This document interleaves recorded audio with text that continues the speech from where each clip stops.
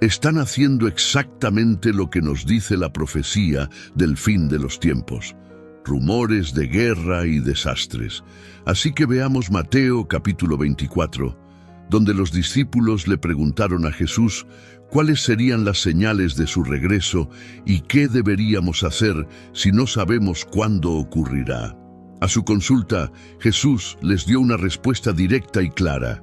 Podemos agradecer a Dios que Él respondió de manera tan sencilla. En el libro de Apocalipsis, Él da una respuesta mucho más detallada y completa, pero aquí da un resumen de las señales que precederán su llegada. Los discípulos se acercaron a Jesús en secreto, mientras estaba sentado en el Monte de los Olivos. Mateo 24, 3:36, Nueva Biblia Americana, dice: Y mientras estaba sentado en el Monte de los Olivos, los discípulos se acercaron a él en privado diciendo: Dinos, ¿cuándo sucederán estas cosas y cuál será la señal de tu venida y del fin del siglo? Jesús respondió y les dijo: Mirad que nadie os engañe, porque muchos vendrán en mi nombre diciendo: Yo soy el Cristo, y engañarán a muchos, y oiréis de guerras y rumores de guerras. Mirad que no os alarméis, porque es necesario que todo esto suceda, pero aún no es el fin, porque se levantará nación contra nación y reino contra reino, y habrá hambres y terremotos en varios lugares. Pero todas estas cosas son solo el comienzo de los dolores de parto. Entonces os entregarán a tribulación y os matarán, y seréis odiados por todas las naciones por causa de mi nombre. En ese tiempo muchos tropezarán y se traicionarán y odiarán unos a otros. Y muchos falsos profetas se levantarán y engañarán a muchos. Y porque la maldad se multiplicará, el amor de muchos se enfriará. Pero el que persevere hasta el fin, ese será salvo. Este evangelio del reino será predicado en todo el mundo como testimonio a todas las naciones, y entonces vendrá el fin. Por lo tanto, cuando veáis la abominación desoladora de la que habló el profeta Daniel, de pie en el lugar santo, el que lee, entienda. Entonces los que estén en Judea, huyan a los montes.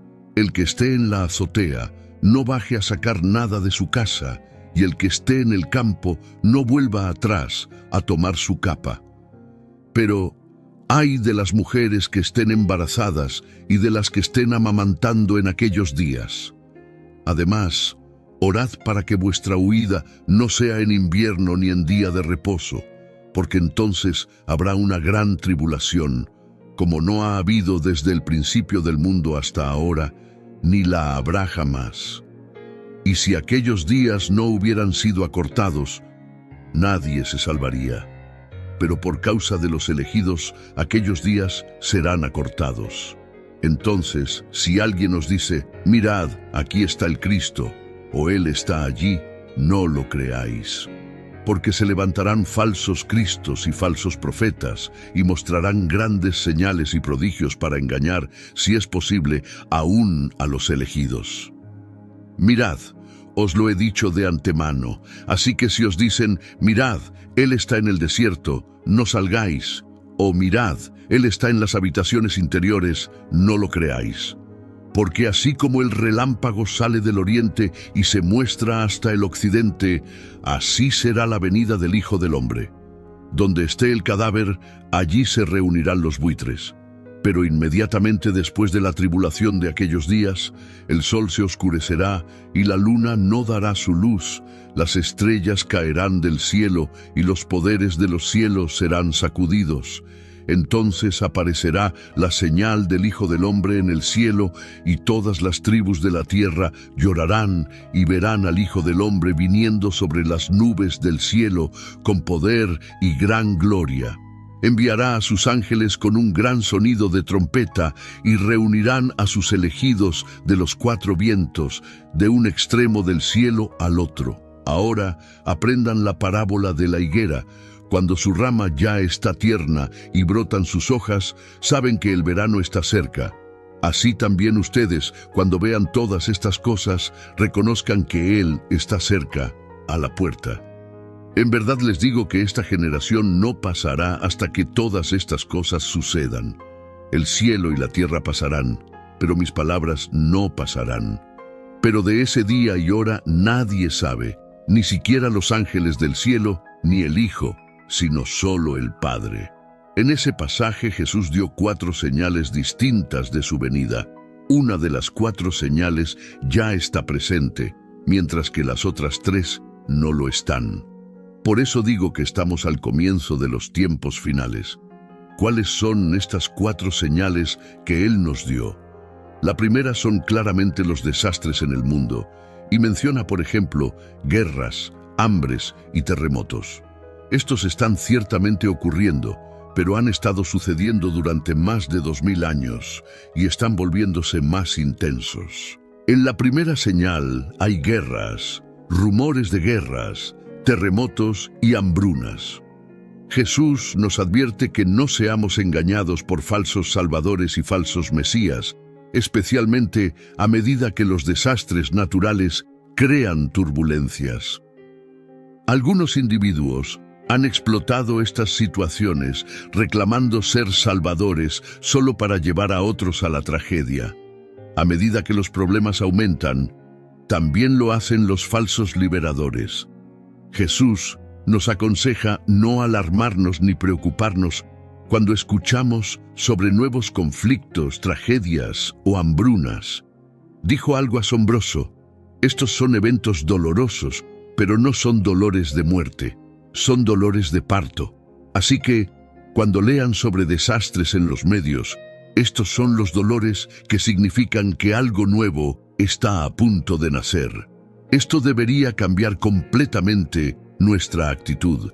Sabemos a qué se enfrenta el mundo. No deberíamos alarmarnos ni desanimarnos por los problemas del mundo. Los desastres son como el dolor de parto en un nuevo mundo. Podemos sentir simpatía por los que sufren y deberíamos ayudarles, pero en nuestros corazones deberíamos mantenernos esperanzados. Estamos anticipando el nacimiento de un nuevo mundo, así que no deberíamos desanimarnos por los problemas del mundo. Simplemente no deberíamos entrar en pánico ni perturbarnos, sino más bien alegrarnos y ver estas señales como algo nuevo que está sucediendo. La segunda señal de su venida no está en el mundo, sino en la Iglesia. Los desastres en el mundo son la primera señal. La Iglesia, no el mundo, es la segunda señal de su venida. La primera advertencia son los desastres alrededor del mundo. La segunda son los cambios en la Iglesia. Así como dividió la primera señal en 3 partes, guerras, terremotos y hambrunas, Él divide la segunda señal en 3 partes, todas las cuales ocurren dentro de la Iglesia. La primera parte es la persecución. Seremos odiados en todas las naciones. El segundo aspecto de esta señal sería una reducción significativa en el tamaño de la Iglesia. El amor de muchos se enfriará. Cuando toda la Iglesia esté bajo presión, muchos cristianos nominales, si no todos los verdaderos cristianos, abandonarán bajo las cargas de la persecución universal. Su amor se enfriará. Un signo muy deprimente. La gran sorpresa en la tercera parte de la señal es que el Evangelio será predicado a todos los grupos. El Evangelio será proclamado, implicando que una iglesia más pequeña y purificada tendrá un mayor impacto en el planeta. Como sugirió Jesús, tengan cuidado con los falsos profetas que engañan a otros.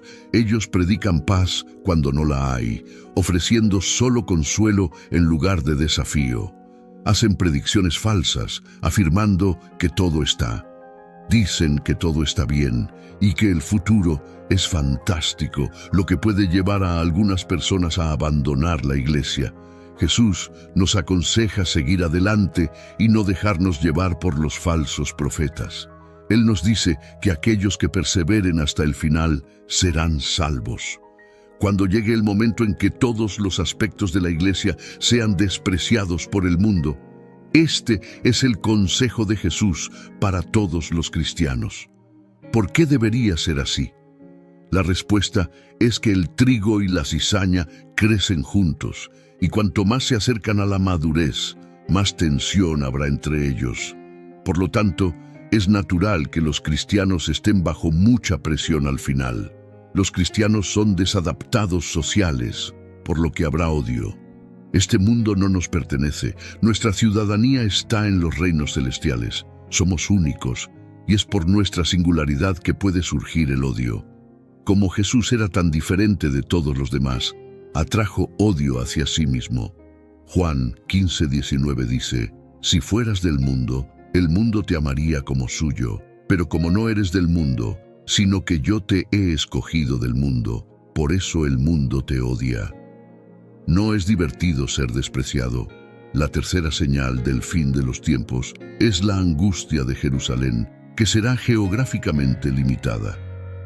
Jesús cita las profecías de Daniel en este pasaje, haciendo referencia a un personaje llamado la abominación de la desolación, mencionado 3 veces por Daniel. Esto se refiere a un hombre que se establece en la ciudad de Dios, reclama ser Dios y se niega a aceptar la voluntad de cualquier otra persona por encima de la suya. La llegada de este tirano tendrá ramificaciones globales centradas en Jerusalén, el lugar santo. Jesús dijo que la cuarta señal de su venida vendrá inmediatamente después de la tercera señal, por lo que sabremos cuándo está llegando y estaremos listos. Cuando llegue esa señal, no habrá peligro de falsos profetas o falsos mesías, y no habrá engaño, porque sucederá muy rápidamente. Toda luz natural se apagará, el sol se oscurecerá y las estrellas caerán. Muchas predicciones de esto se pueden encontrar a lo largo de la Biblia. Por ejemplo, Isaías lo predice: «Los cielos se enrollarán como un pergamino y todas las estrellas se disolverán. Los cielos se enrollarán como un libro y todas sus estrellas caerán como hojas marchitas de la vid, como follaje de la higuera». La luz natural desaparecerá, dejando solo la luz artificial para iluminar la tierra. ¿Qué está sucediendo? ¿Qué está pasando? La gente puede preguntar. «Esto es», exclamarán los cristianos, «el sol, las estrellas y la luna dejarán de brillar». Justo antes de que eso suceda, Dios apaga las luces del cielo para preparar el resplandor de luz del relámpago que marcará su regreso. Entonces Él viene en las nubes de vuelta al planeta Tierra y nos encontraremos con Él. No nos encontraremos en un estadio terrenal porque no hay uno lo suficientemente grande para acomodar a una multitud tan grande. Lo encontraremos en el aire y eso será suficiente.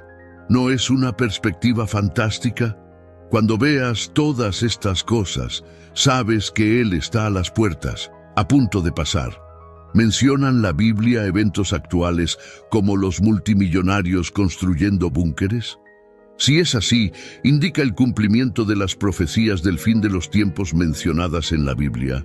Apocalipsis 6:15-16 dice: «Entonces los reyes de la tierra, los grandes hombres, los comandantes militares, los ricos, los poderosos y todos, esclavos y libres, se escondieron en las cuevas y entre las rocas de las montañas, y dijeron a las montañas y a las rocas: caigan sobre nosotros, y escóndanos del rostro de aquel que está sentado en el trono, y de la justa ira y la indignación del Cordero». Estos juicios ocurren en el libro de Apocalipsis. El libro de Apocalipsis es escalofriante, no por su historia de terror, sino porque retrata la batalla definitiva entre el bien y el mal, marcando el final del viaje humano. Es un relato profético del fin del mundo tal como lo conocemos, con imágenes vívidas que producen una sensación de asombro y maravilla. En Apocalipsis 6 se mencionan los búnkeres y Apocalipsis 6:6 cubre a Satanás en la tierra. Esta parte del libro es crucial y puede ser difícil de entender. Desafortunadamente, hemos llegado a la parte más desagradable del libro, los peores juicios. La situación se deteriorará significativamente antes de que se vea alguna mejora. El escenario descrito en los capítulos siguientes es sombrío, pero es importante notar que representa lo peor que puede ser. El lector puede consolarse con el hecho de que las cosas solo mejorarán a partir de aquí. No obstante, los próximos capítulos son lo suficientemente angustiosos como para hacer que uno se sienta incómodo. Los búnkeres se mencionan como parte de una profecía aún por cumplirse, ya que son parte de los 7 sellos que forman parte de los juicios del fin del mundo de Dios, explicados en Apocalipsis 6:1-17. Aunque vemos el resultado de los búnkeres en Apocalipsis 6, la acción comienza en el capítulo 5 de Apocalipsis.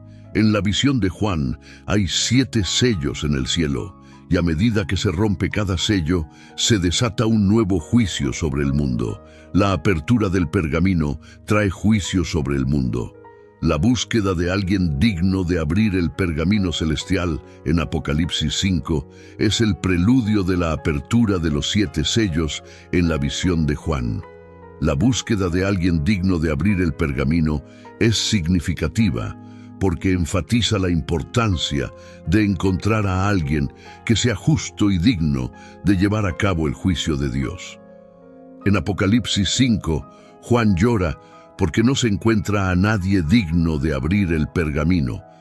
Pero luego se le dice que el León de Judá, Jesucristo, es digno. Jesús es entonces representado como un cordero sacrificado, lo que enfatiza la naturaleza sacrificial de su muerte y su disposición a asumir los pecados del mundo. Juan escribe: «Vi en la mano derecha del que estaba sentado en el trono un pergamino con escritura por ambos lados y sellado con 7 sellos». Este pergamino incluye los juicios de Dios. Solo Jesús es juzgado digno de romper los sellos y abrir el pergamino. A medida que se abre el pergamino, el mal finalmente será juzgado y no continuará dominando la tierra. Apocalipsis 5, 7, 9 dice: «Él vino y tomó el libro de la mano derecha del que estaba sentado en el trono. Y cuando tomó el libro, los 4 seres vivientes y los 24 ancianos se postraron ante el Cordero, teniendo cada uno arpas y copas de oro llenas de incienso, que son las oraciones de los santos. Y cantaron un cántico nuevo, diciendo: Digno eres de tomar el libro y de abrir sus sellos, porque fuiste inmolado y con tu sangre nos has redimido para Dios de toda tribu, lengua, pueblo y nación». El Cordero comienza a abrir los sellos en medio de la adoración debida a Él. Con cada sello abierto, el pergamino puede desenrollarse un poco más, revelando gradualmente los juicios que Dios tiene preparados para el tiempo de la tribulación. La consecuencia de los búnkeres se revela en el 6º sello. Según el libro de Apocalipsis, los primeros 4 de los 7 sellos se abren, desatando a los 4 jinetes del Apocalipsis. Estos juicios se representan como un caballo y su jinete, simbolizando la muerte, la guerra, el hambre y la peste, respectivamente. Cada jinete simboliza una fuerza destructiva que trae devastación y desesperación generalizadas a la tierra. El 5º sello indica a aquellos que serán martirizados por su fe en Cristo durante la tribulación. Finalmente, llegamos al 6º sello, cuando se abre y Juan ve asombrosas visiones, disturbios cósmicos. Hubo un gran terremoto, el sol se volvió negro, la luna se volvió roja como la sangre, las estrellas cayeron a la tierra, el cielo se enrolló como un pergamino, y las montañas e islas se movieron. Este día se llama el gran día de su ira. Apocalipsis 6, 12, 17 dice: «Y miré cuando él abrió el 6º sello, y he aquí, hubo un gran terremoto, y el sol se puso negro como tela de cilicio, y la luna se volvió como sangre, y las estrellas del cielo cayeron a la tierra, como la higuera deja caer sus higos verdes cuando es sacudida por un fuerte viento, y el cielo se apartó como un pergamino que se enrolla, y toda montaña e isla fueron removidas de sus lugares, y los reyes de la tierra, los grandes hombres, los ricos, los comandantes, los poderosos y todo esclavo y libre se escondieron en las cuevas y entre las rocas de las montañas, y dijeron a las montañas y a las rocas: caigan sobre nosotros y escóndanos del rostro de aquel que está sentado en el trono y de la ira del Cordero, porque ha llegado el gran día de su ira, ¿y quién podrá sostenerse en pie? Aquí tenemos el sexto sello abierto. Juan describió cómo la gente reaccionó a estos terribles disturbios cósmicos, escondiéndose en cuevas e intentando refugiarse de Dios y Cristo en ese día fatídico y terrible. Un sentido de terror y miedo se apoderó de personas de todos los ámbitos de la vida. La aprehensión y la ansiedad eran palpables mientras enfrentaban un futuro desconocido e incierto. La magnitud del inminente desastre era abrumadora. Ninguna autoridad, grandeza, riqueza, valor o fuerza podría sostener a las personas en ese momento. Incluso los esclavos más pobres, que uno pensaría que no tendrían nada que perder, estaban asombrados en ese día.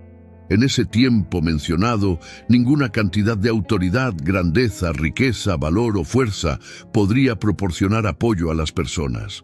Ningún búnker o jaula de acero se sentiría lo suficientemente segura. Incluso aquellos que se consideraban sin nada que temer estarían llenos de asombro en ese día. La situación sería tan abrumadora que desearían que todo se derrumbara.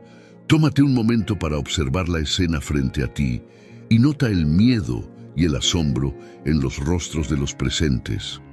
Sus reacciones son indudablemente intensas y palpables, mostrando la seriedad de la situación.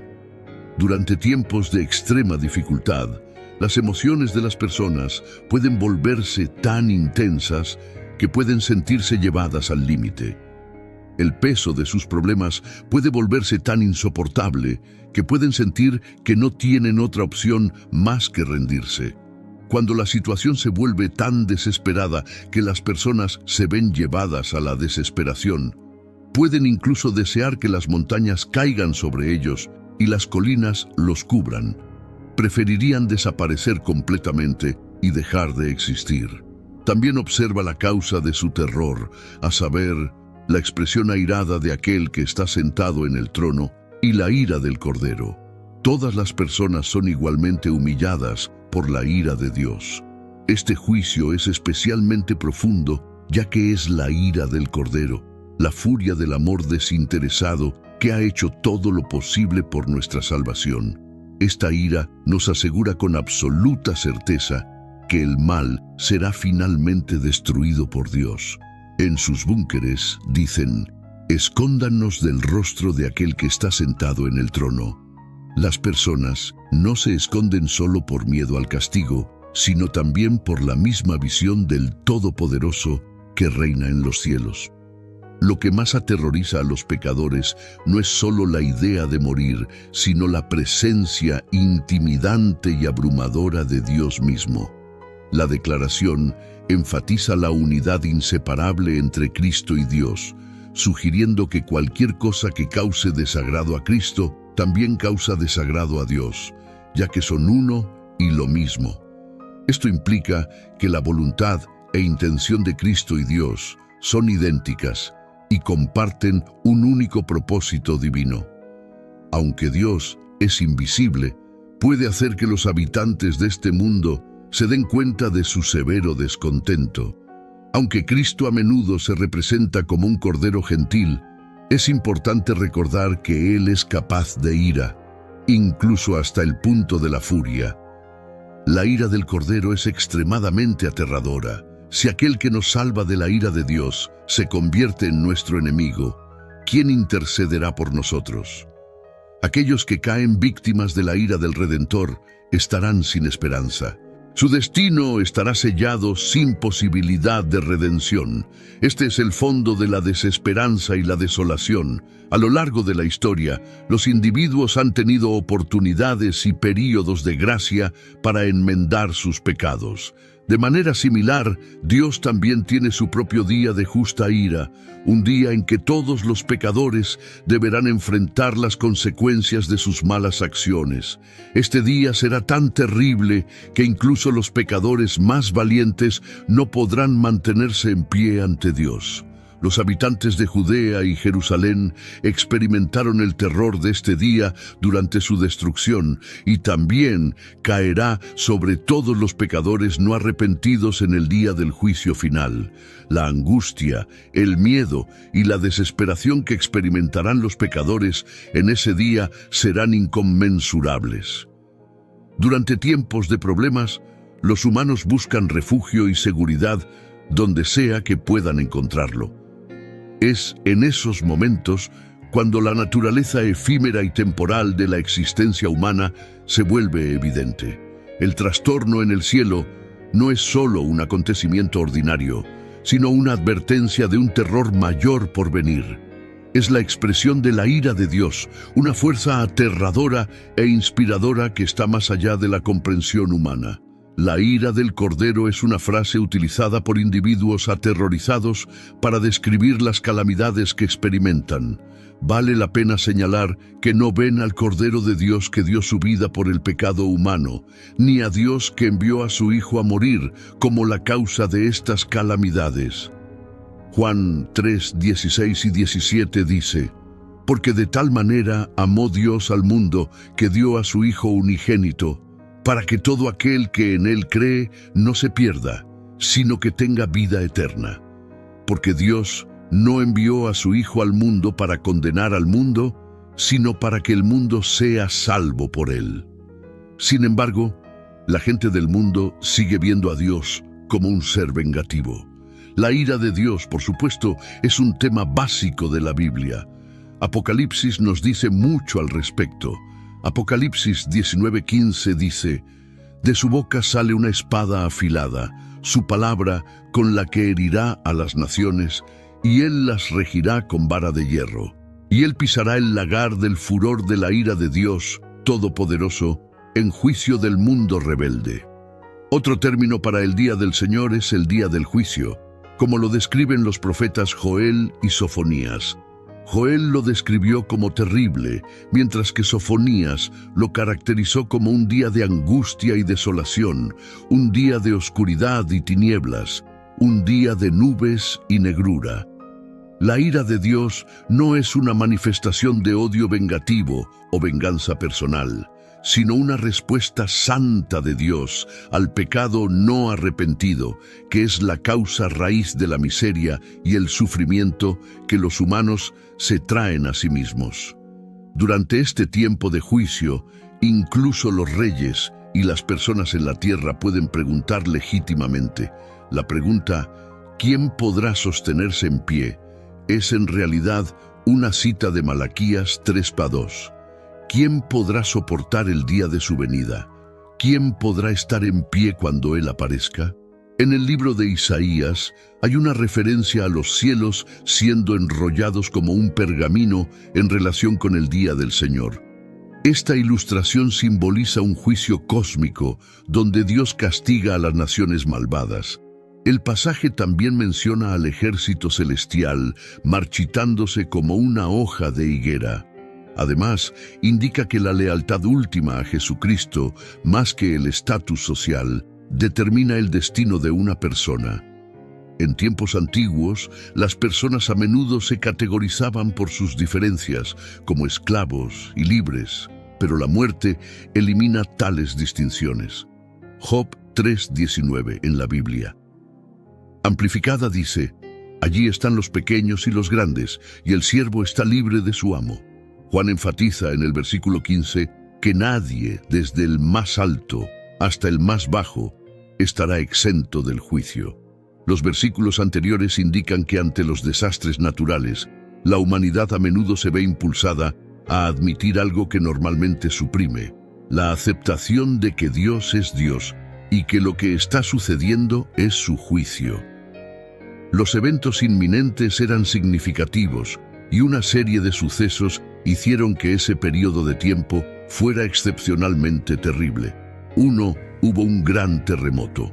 2. El sol se volvió negro como tela de silicio, lo cual podría deberse a un eclipse total o la caída política de las autoridades gobernantes. 3. La luna apareció roja como sangre. 4. Las estrellas del cielo cayeron a la tierra. 5. El cielo se enrolló como un pergamino. 6. Cada montaña e isla se movieron de su lugar. Leemos que hubo un gran terremoto, y el sol se volvió negro como tela de silicio, y la luna se volvió como sangre, y las estrellas del cielo cayeron a la tierra. A lo largo de la Biblia hay numerosas referencias a disturbios celestiales que se cree que significan la llegada del Mesías. Estos eventos se mencionan en los libros proféticos de Isaías, Jeremías, Ezequiel, Joel y Sofonías, así como por Jesús mismo. Se describen con gran detalle y se cree que tienen un significado simbólico significativo respecto a la llegada del Mesías. Vemos esto en Sofonías 1, 14, 16. También vemos algo igualmente desastroso en Joel 2, 10, 11. Delante de ellos tiembla la tierra, se estremecen los cielos, el sol y la luna se oscurecen y las estrellas pierden su brillo. El Señor da su voz delante de su ejército, porque grande es su campamento, poderoso es el que ejecuta su palabra, porque grande y terrible es el día del Señor, ¿quién podrá soportarlo? En el Antiguo Testamento, los terremotos a menudo se veían como un signo de intervención divina. Por ejemplo, cuando Dios descendió sobre el monte Sinaí, toda la montaña se sacudió violentamente. El profeta Isaías también predijo que el Señor un día sacudiría la tierra como forma de castigo. En el libro de Ageo, el Señor mismo declara que pronto sacudirá los cielos y la tierra, el mar y la tierra seca para demostrar su poder y autoridad. Esto indudablemente muestra el poder de Dios. Leemos que el sol se volvió negro como tela de silicio y la luna se volvió como sangre y las estrellas del cielo cayeron a la tierra. Es mejor considerar estas imágenes como reales, pero poéticas. Juan no utilizó un lenguaje científico preciso, sino que simplemente describió lo que vio. Las similitudes entre estos juicios y lo que Jesús dijo en Mateo 24:29 son obvias. Mateo 24:29, en la Biblia amplificada dice: inmediatamente después de la tribulación de aquellos días, el sol se oscurecerá y la luna no dará su luz y las estrellas caerán del cielo y los poderes de los cielos serán sacudidos. Este lenguaje también se refleja en el Antiguo Testamento. Isaías escribió en Isaías 2:19: los hombres se meterán en las cuevas de las rocas y en los agujeros de la tierra, lejos del terror del Señor y de la gloria de su majestad, cuando Él se levante para hacer temblar la tierra. La frase «el día del Señor» se usa más de 25 veces en la Biblia. Sin embargo, la frase no se refiere a un día específico, sino a un periodo de tiempo descrito como el tiempo de Dios. Este periodo de tiempo se caracteriza por la intervención divina de Dios en los asuntos humanos, lo que resulta en el triunfo final de Dios sobre el mal. La idea detrás del Día del Señor es que el tiempo presente pertenece a la humanidad, pero no durará para siempre. El Día del Señor es un tiempo de ajuste de cuentas cuando Dios juzgará al mundo y pondrá fin a la era del poder humano. La Biblia describe el Día del Señor como un tiempo de gran agitación, cuando el mundo será sacudido hasta sus cimientos. El Mesías, que es Jesús, vendrá a la tierra y pondrá fin a la era humana. Él traerá el Día del Señor, un tiempo cuando la gloria de Dios será revelada y su reino será establecido en la tierra. En resumen, la frase «el día del Señor» se refiere a un periodo de tiempo cuando la intervención divina de Dios pondrá fin a la era de la dominación humana y establecerá su reino en la tierra. Es un tiempo de ajuste de cuentas, juicio, esperanza y redención, cuando el Mesías vendrá y el mundo será transformado. En ese día, las personas estarán aterrorizadas, serán humilladas, y la mirada orgullosa del hombre será disminuida. Solo el Señor será exaltado en ese día, y no habrá más idolatría. El día del Señor es el día cuando Dios será glorificado y todos presenciarán el terror del Señor y la gloria de su majestad.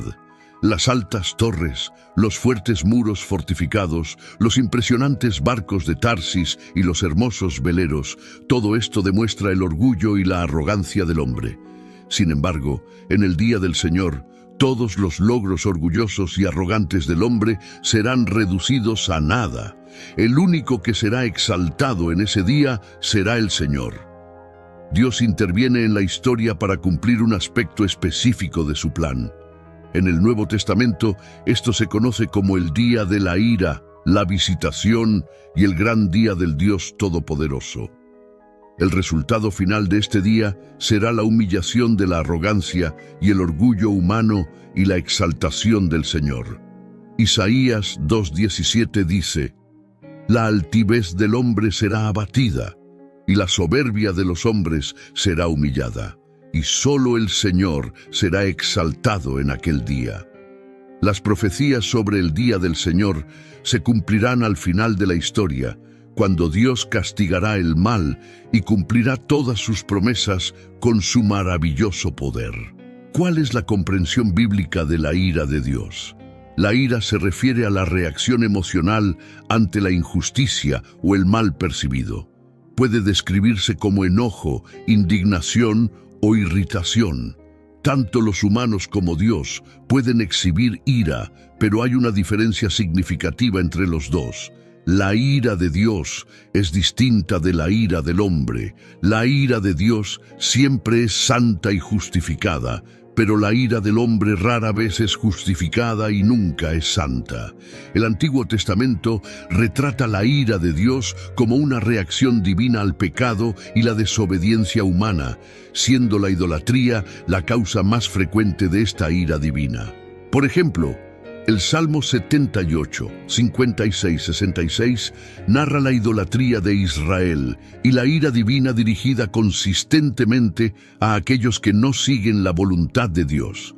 La ira de Dios contra el pecado y la desobediencia está completamente justificada porque el plan de Dios para la humanidad es santo y perfecto, tal como lo es Dios. Dios ha establecido un camino para recibir su favor divino, que es a través del arrepentimiento. Al arrepentirse, un pecador puede alejar la ira de Dios de sí mismo. Sin embargo, si alguien rechaza este plan perfecto, rechaza el amor, la misericordia, la gracia y el favor de Dios, y atraerá su justa ira. El Nuevo Testamento apoya el concepto de un Dios iracundo que juzga el pecado. La historia del hombre rico y Lázaro ilustra el juicio de Dios y las graves consecuencias para los pecadores no arrepentidos. Juan 3:36 dice: «El que cree en el Hijo tiene vida eterna, pero el que no obedece al Hijo no verá la vida, sino que la ira de Dios permanece sobre él». El que cree en el Hijo no sufrirá la ira de Dios por su pecado, porque el Hijo tomó la ira de Dios sobre sí mismo cuando murió en nuestro lugar en la cruz. Aquellos que no creen en el Hijo, que no lo reciben como Salvador, serán juzgados en el día de la ira. La Biblia advierte contra la ira humana en varios pasajes, como Romanos 12:19, Efesios 4:26 y Colosenses 3:8-10. La razón es que solo Dios es capaz de ejercer venganza justa, porque su juicio es impecable y puro, mientras que la ira humana es pecaminosa y a menudo conduce a la influencia demoníaca. Como cristianos, debemos esforzarnos por suprimir nuestra ira, ya que entra en conflicto con nuestra nueva naturaleza, que está en línea con la naturaleza de Cristo mismo. La ira de Dios es una cosa temible y aterradora. Solo aquellos que han sido cubiertos por la sangre de Cristo derramada por nosotros en la cruz pueden estar seguros de que la ira de Dios nunca caerá sobre ellos. Las Sagradas Escrituras me revelan que en el cielo no habrá más llanto, dolor ni tristeza. Sin embargo, con gran sorpresa, descubrí que el apóstol Juan lloró desconsoladamente en el cielo. ¿Por qué lloraría Juan en el cielo? ¿Será que no estaba contento con el cielo? ¿Qué vio Juan en el cielo? Querido oyente, todas estas preguntas serán respondidas en este vídeo, por lo tanto, quédese con nosotros hasta el final de este fascinante estudio bíblico. Pero antes de comenzar, no olvide suscribirse a nuestro canal y activar la campanita de notificaciones para ser avisado cada vez que publiquemos un nuevo vídeo. Todo ser humano, sin excepción, ha experimentado dolor y caos en su vida. Es cierto que algunos sufren más que otros, pero de alguna manera todos hemos llorado por diversas razones, por el dolor, por una enfermedad incurable, por calumnias, por decepciones, por depresión, por la muerte de un ser querido, por las guerras donde miles de inocentes mueren. El tiempo me faltaría para contar las tragedias que cada ser humano enfrenta a lo largo de la vida. Independientemente de la creencia religiosa, creo que todos podemos estar de acuerdo en que este mundo no funciona como debería. La historia de la humanidad está repleta de lágrimas, clamor y dolor. Incluso en la Biblia encontramos que nuestro Señor Jesucristo lloró por Lázaro. Todos somos seres emocionales y el llanto es algo común a todos nosotros. Sin embargo, quienes han aceptado a Jesucristo en su corazón tienen la esperanza de que un día todo esto acabará. El apóstol Pablo nos dijo: «No os entristezcáis como los otros que no tienen esperanza». Amado oyente, nuestra única esperanza está en Dios, y es por eso que también gemimos deseando ser revestidos de nuestra habitación celestial, pues así seremos encontrados vestidos y no desnudos.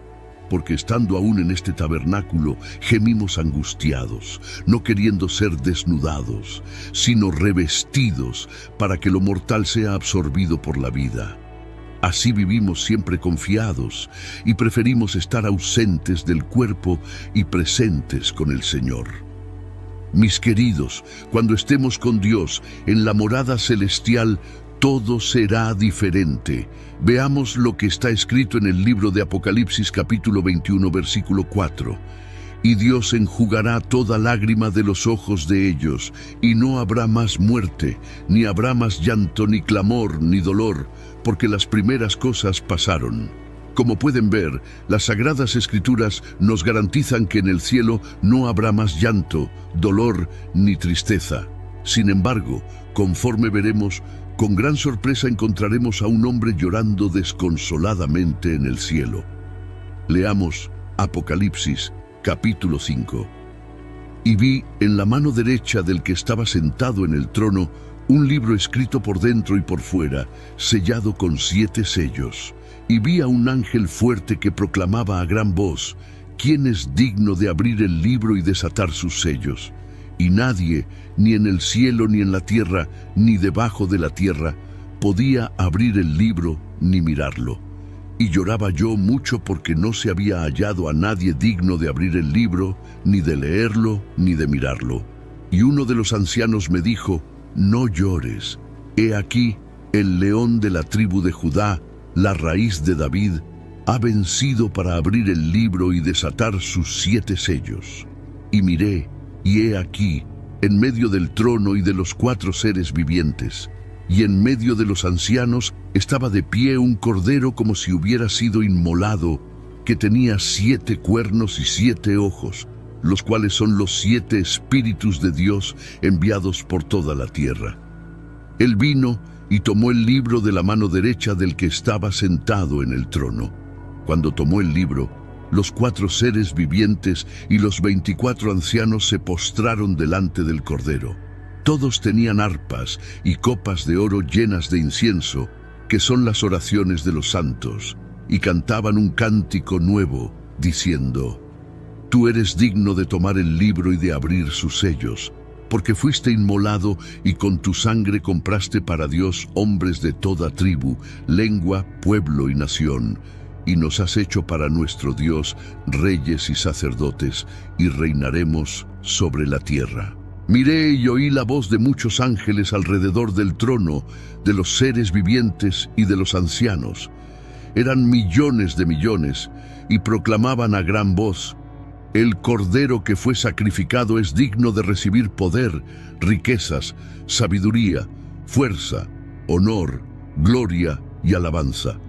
Y a toda criatura que está en el cielo, sobre la tierra, debajo de la tierra y en el mar, y a todas las cosas que en ellos hay, oí decir: al que está sentado en el trono y al Cordero, sean la alabanza, la honra, la gloria y el poder por los siglos de los siglos. Los 4 seres vivientes decían: Amén. Y los 24 ancianos se postraron rostro en tierra y adoraron al que vive por los siglos de los siglos. Mis queridos, como vemos, el apóstol Juan estaba allí. Este hombre tenía una verdadera pasión y una devoción santa por su Señor. En el capítulo 4, él fue llevado al cielo en espíritu para ser testigo ocular de los eventos que ocurrirían en el futuro, abarcando desde el capítulo 6 hasta el 22. Después de esto, miré y he aquí, una puerta estaba abierta en el cielo. La primera voz que oí, semejante al sonido de una trompeta, me dijo: sube aquí y te mostraré las cosas que deben suceder después de estas. La voz del Señor Jesús llamó a Juan al cielo para que, desde un punto elevado, pudiera tener una visión más amplia de los eventos futuros que ocurrirían sobre este mundo. El Señor prometió mostrarle los acontecimientos futuros, destacando la inevitabilidad de los eventos que estaba a punto de ver, demostrando que ningún acto humano o fuerza diabólica podría impedir lo que estaba destinado a suceder. Pase lo que pase en la tierra, Dios tiene la última palabra. Ahora, en el capítulo 5, vemos que para conocer los eventos que ocurrirían, era necesario abrir el libro. Vi en la mano derecha del que estaba sentado en el trono un libro escrito por dentro y por fuera, sellado con 7 sellos. Esta visión es muy similar a la que tuvo el profeta Ezequiel, donde vio un rollo escrito por dentro y por fuera. Ezequiel, capítulo 2, versículos 9 y 10, dice: y miré, y he aquí una mano estaba extendida hacia mí, y en ella había un rollo de libro. Lo desenrolló delante de mí, y estaba escrito por delante y por detrás, y en él estaban escritas lamentaciones, gemidos y ayes. Mis queridos, cuando en Apocalipsis se habla del libro, se refiere a un rollo de papiro y no al libro que conocemos hoy. Estos rollos estaban hechos de la planta de papiro que crecía en los lagos poco profundos y a lo largo de los ríos de Egipto y Siria. El papiro como material fue ampliamente utilizado hasta aproximadamente el siglo I después de Cristo. En el Antiguo Oriente era común escribir en ambos lados del papiro, ya que era un material caro y se buscaba optimizar su uso. Además, el texto bíblico aclara que estaba sellado con 7 sellos. En la antigüedad, documentos legales importantes, como testamentos, eran sellados de esta manera, generalmente con impresiones hechas en barro, cera u otro material blando, evitando que personas no autorizadas accedieran a su contenido. Estos sellos solo podían ser rotos por aquellos que tenían la autoridad legal para hacerlo. El libro en la mano derecha del que está sentado en el trono estaba, por lo tanto, sellado, lo que significa que su contenido estaba oculto y representaba un misterio en ese momento. Era necesario encontrar a alguien digno de abrir el libro. Vi entonces a un ángel fuerte proclamando a gran voz: ¿quién es digno de abrir el libro y desatar sus sellos? Y nadie en el cielo, ni en la tierra, ni debajo de la tierra, podía abrir el libro ni siquiera mirarlo. Y entonces un ángel hizo un anuncio impresionante.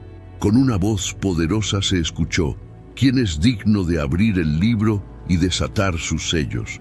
En ese momento hubo un llamado en el cielo a los ángeles, arcángeles, querubines y serafines para intentar abrir el libro, pero ninguno de ellos pudo ni siquiera mirarlo. Luego llamaron a Elías y le dijeron: Elías, ¿puedes abrir el libro? Y él respondió, no puedo.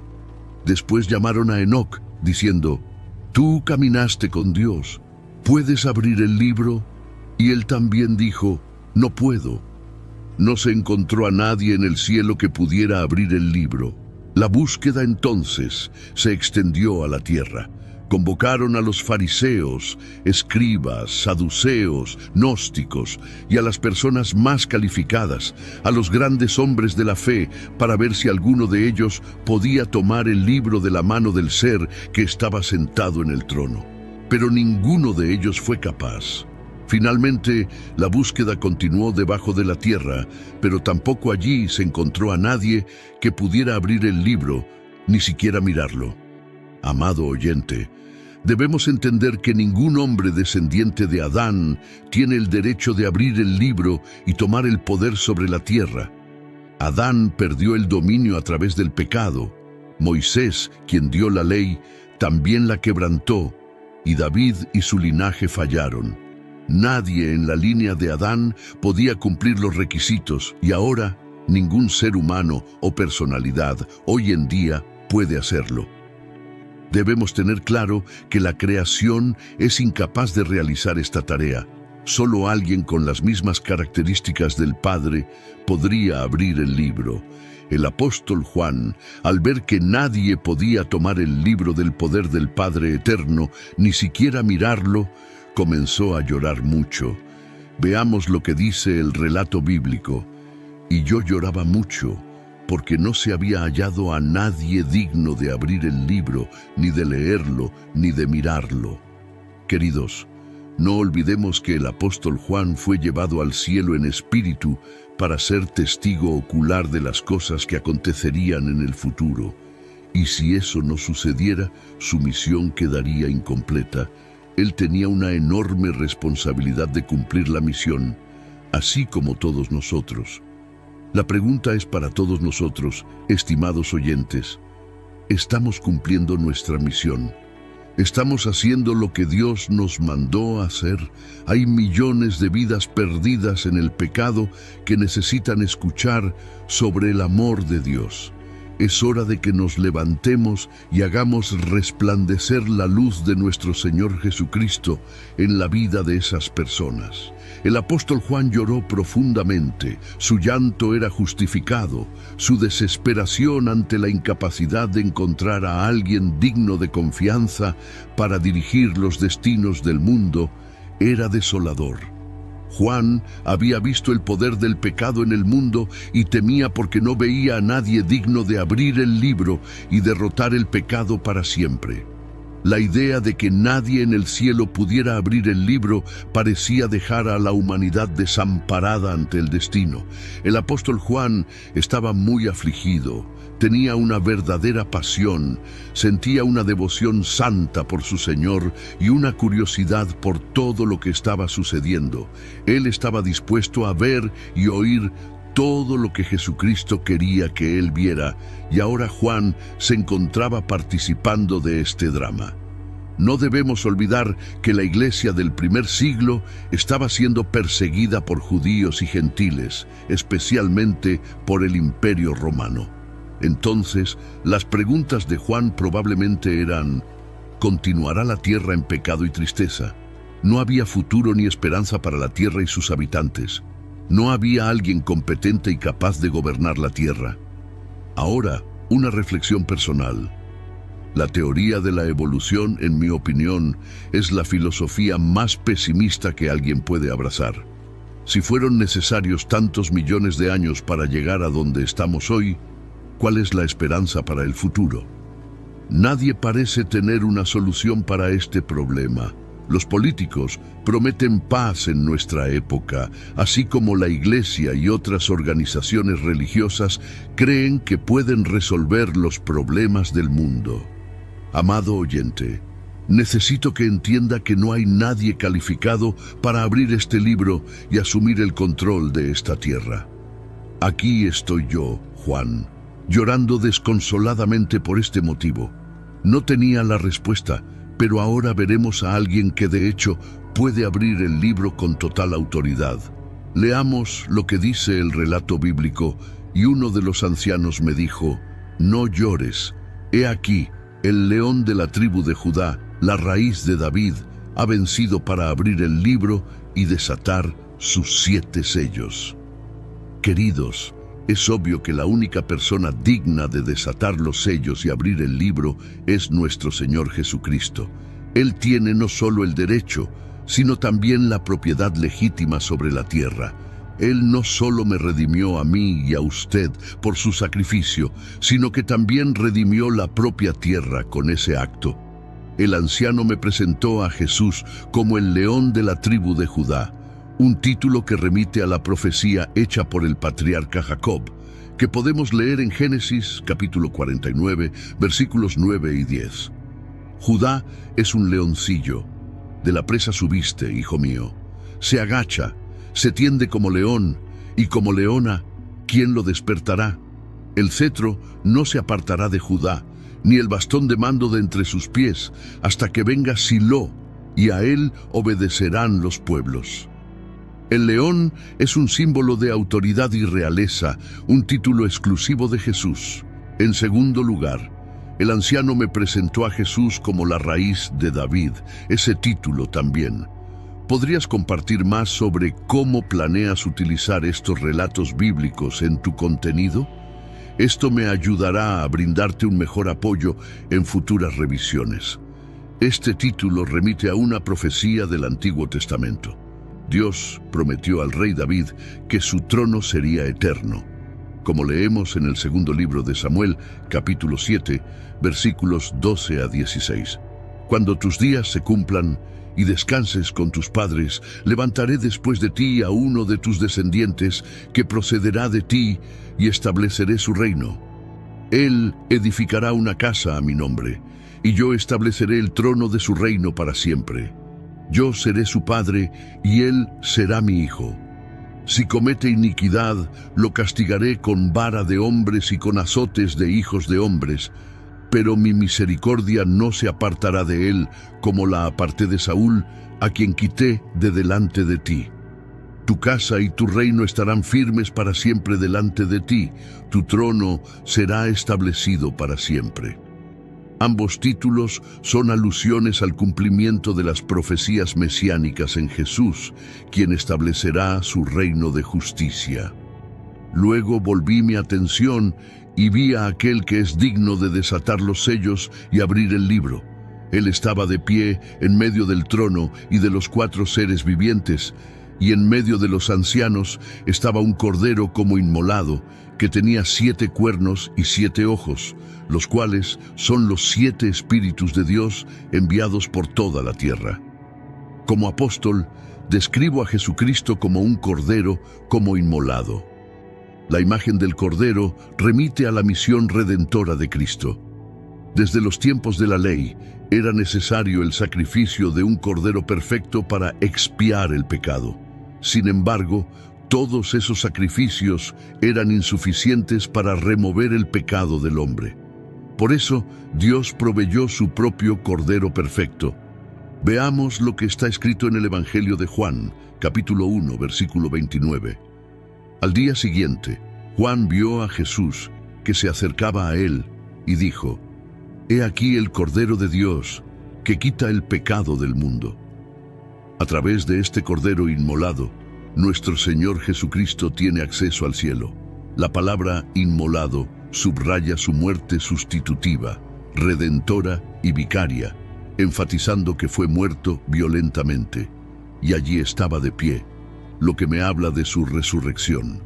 Ya no está simplemente sentado a la derecha de Dios, ahora se mueve, avanzando hacia su posición de poder y acercándose a esta tierra, y el juicio de la tribulación está a punto de golpearla.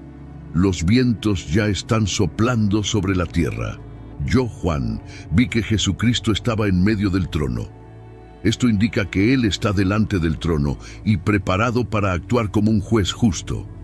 Los 7 cuernos demuestran su poder perfecto. Recuerden, en la Biblia, los cuernos son un símbolo de poder, pero Jesucristo tiene el poder perfecto. Los 7 ojos indican conocimiento perfecto, por lo tanto, Jesús es el Dios omnipotente y omnisciente. Él actúa en la plenitud del Espíritu, que es el espíritu de sabiduría y entendimiento. El Señor Jesucristo es ambos, el león y el cordero. El carácter de león está relacionado con su segunda venida, el carácter de cordero con su primera venida. Como león, él simboliza su majestad, como cordero su mansedumbre. Como león, él es soberano, como cordero, él es el Salvador. Como león, él es juez, como cordero, fue él quien fue juzgado. El león representa el gobierno de Dios y el cordero, la gracia de Dios. Entonces él vino y tomó el libro de la mano derecha del que estaba sentado en el trono. Ningún ser creado fue encontrado digno de tomar el libro, pero el Cordero lo hizo. Su estatus, carácter y habilidad para tomar el libro y abrirlo, determinando así el destino de la creación, fueron demostrados permanentemente por su obra en la cruz. Amado oyente, la victoria de Jesucristo es el alicerce de nuestra fe y también la clave para recibir la revelación de Dios Padre. Jesús Cristo es el único digno en el cielo, en la tierra y en cualquier lugar. Veamos lo que significa ser digno, merecedor de respeto y estima por una conquista realizada, es decir, se refiere a lo que alguien hace en favor de otro, y eso es lo que nos lleva a reconocer todo lo que Él hizo. Continuemos con el relato bíblico observando la adoración al Cordero. Cuando Él tomó el libro, los 4 seres vivientes y los 24 ancianos se postraron delante del Cordero. Todos ellos tenían arpas y copas de oro llenas de incienso, que son las oraciones de los santos. Una vez más, los 4 seres vivientes y los ancianos entran en escena, esta vez para adorar al Cordero. El texto menciona que poseían arpas y copas de oro. Para los judíos, las arpas eran uno de los instrumentos más usados en la música. En el libro de Génesis se nos dice que la arpa fue uno de los primeros instrumentos musicales creados por el hombre. El rey David frecuentemente adoraba a Dios con una arpa, y en los Salmos somos exhortados a adorar a Dios con arpas. Las arpas, por lo tanto, eran uno de los principales instrumentos en la música judía, y los 24 ancianos munidos de ellas indican la presencia de música en el cielo. Además, ellos poseían copas de oro llenas de incienso, que son las oraciones de los santos. Allí está presente la Iglesia, el cuerpo de Cristo, a través de los ancianos, ejerciendo el sacerdocio. Ellos cantaban un cántico nuevo diciendo: «Digno eres de tomar el libro y de abrir sus sellos, porque fuiste inmolado y con tu sangre nos redimiste para Dios de toda linaje, lengua, pueblo y nación, y nos hiciste para nuestro Dios reyes y sacerdotes, y reinaremos sobre la tierra». En el cielo cantaremos alabanzas a aquel que nos amó hasta la muerte, y no hay amor mayor que ese. Ahora, este nuevo cántico que se menciona es un cántico de redención. Antiguamente, el cántico era de creación. En el libro de Job, los hijos de Dios cantaban porque Él era el creador. En esa época, realmente no conocían nada sobre el profundo, incondicional y eterno amor de Dios. Pero ahora nosotros podemos cantar sobre este amor. Tenemos un Salvador que nos ama y se entregó por nosotros. La palabra digno revela que Él ahora llena todo el horizonte de alabanza y adoración. Eso es lo que significa adorar, devolver la dignidad a quien la merece. Toda la dignidad pertenece a Él, y Él es el único digno de alabanza. Todos en el cielo cantan sobre su sacrificio y su sangre derramada por amor. Continuando con el relato bíblico, miré y oí la voz de muchos ángeles alrededor del trono, de los seres vivientes y de los ancianos. Eran millones y millones, diciendo en alta voz que el Cordero que fue inmolado es digno de tomar el poder, las riquezas, la sabiduría, la fuerza, la honra, la gloria y la alabanza.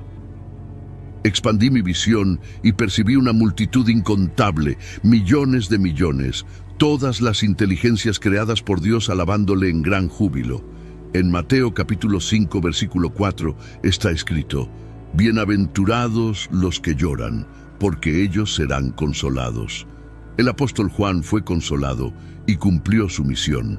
El único digno de desatar los sellos se presentó como el león de la tribu de Judá, la raíz de David, el Cordero que fue inmolado, nuestro Señor Jesús, que es Dios, y tiene la autoridad para abrir el libro que está en la mano derecha del Padre.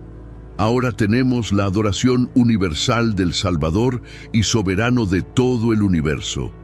Continuando con el relato bíblico, y a toda criatura que está en el cielo, sobre la tierra, debajo de la tierra y en el mar, y a todas las cosas que en ellos hay, oí decir: al que está sentado en el trono y al Cordero, sea la alabanza, la honra, la gloria y el poder por los siglos de los siglos.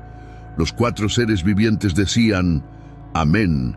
Y los 24 ancianos se postraron sobre sus rostros y adoraron al que vive por los siglos de los siglos. Toda criatura de Dios se une en este acto de adoración universal. En el cielo y en la tierra, hasta los animales de la tierra y los peces del mar se unen a esta inmensa y sonora alabanza, y todas las criaturas vivientes añaden su amén.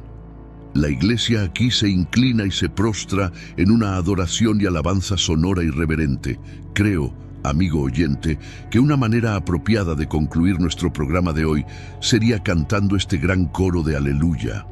Al llegar al fin de esta escena tan emocionante y magnífica en el cielo, vemos que toda la alabanza, honra y adoración deben ser dirigidas al Señor Jesucristo, pues Él es el único digno.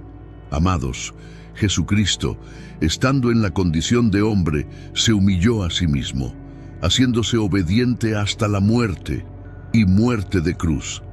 Por eso Dios también lo exaltó soberanamente, y le dio un nombre que está sobre todo nombre, para que en el nombre de Jesús se doble toda rodilla de los que están en los cielos, en la tierra y debajo de la tierra, y toda lengua confiese que Jesucristo es el Señor, para gloria de Dios Padre.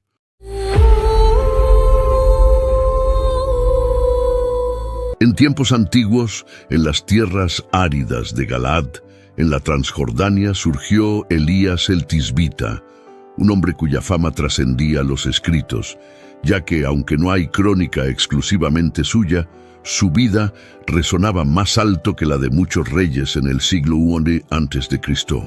Elías emergió como un faro de verdad en el reino del norte, sobre las sombras de los reinados de Acab y Arias. Su figura, tan central en las profecías judías, llevaba a muchos a cuestionar la propia identidad de Juan Bautista, preguntándose si él sería el propio Elías reencarnado.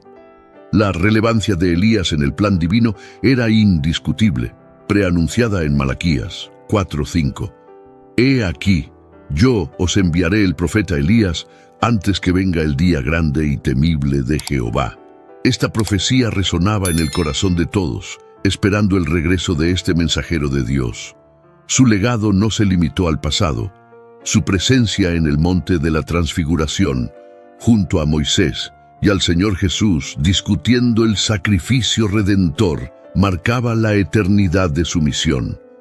La misteriosa origen de Elías solo reforzaba su figura enigmática. Aunque la Biblia afirma que provino de Galaad, poco se sabe sobre su familia o sus raíces, lo que aumentaba la curiosidad sobre este profeta. Elías no era solo un hombre de palabras, su resistencia física era notable. La Biblia relata en 1 Reyes 17:1 sus palabras desafiantes a Acab, anunciando una gran sequía por su palabra. Su acto de correr delante de la carroza de Acab desde el Monte Carmelo hasta Jezreel evidencia su vigorosa condición física. Su jornada estuvo marcada por actos poderosos e intervenciones divinas. Después de enfrentarse a Acab, Dios lo guió al arroyo de Kerit, donde fue milagrosamente sustentado por cuervos.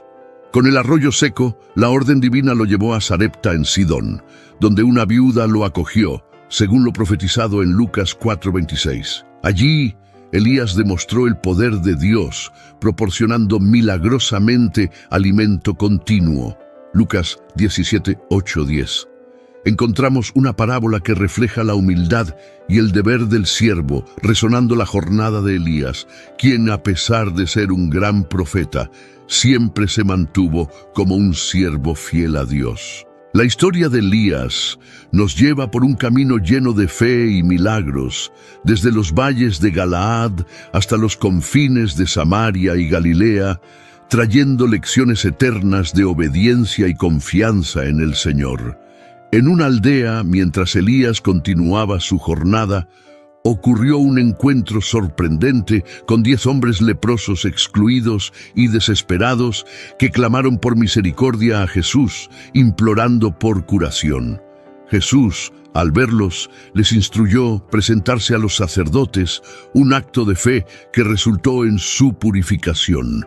Entre los sanados, un samaritano, reconociendo el milagro, regresó glorificando a Dios y agradeciendo a Jesús, evidenciando la universalidad de la gracia divina.